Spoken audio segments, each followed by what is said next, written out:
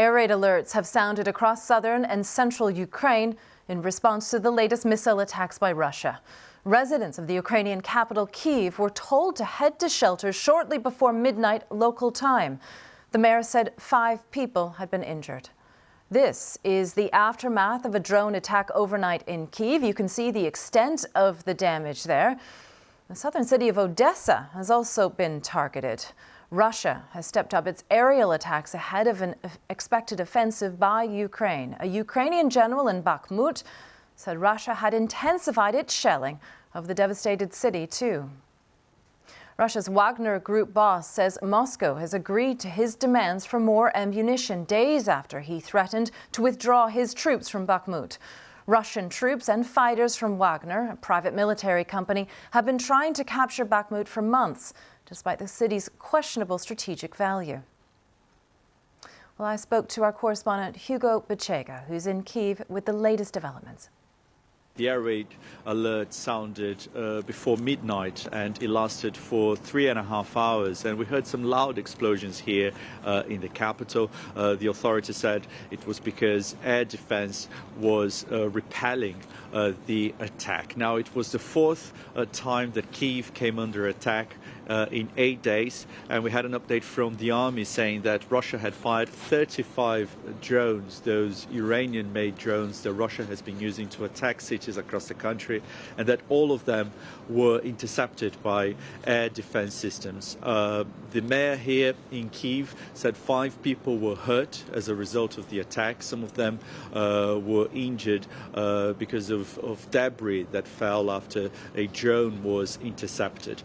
And Russia also used also fired missiles at cities across the country, and the army said 16 missiles had been fired. And in the port city of Odessa, a warehouse was hit. And we also know that the cities of Kherson, Kharkiv, Mykolaiv were targeted in this wave of Russian airstrikes. So another wave of attacks by Russia. Russia has intensified these attacks targeting cities and towns across Ukraine away from the front lines ahead of this much anticipated Ukrainian counteroffensive. The authorities here say they're finishing their plans for this counteroffensive to try to take back territory that's now under Russian occupation.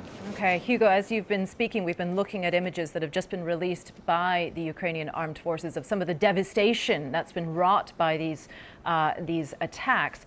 What more do we know about the celebrations that Russia is planning to mark its annual Victory Day tomorrow? Do these strikes on Ukraine, are they tied in with what we can expect tomorrow? Well, it's difficult to say because we've seen these attacks. They have intensified over the last few weeks. But obviously, this latest wave happens a day before Victory Day celebrations in Russia.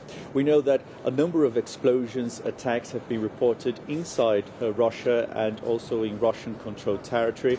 We know that a number of cities in Russia have cancelled their celebrations, or some of the festivities have been scaled down because of the threat, because of the fear that more attacks and more incidents could happen. We know that President Putin will be tomorrow presiding over a parade in Moscow.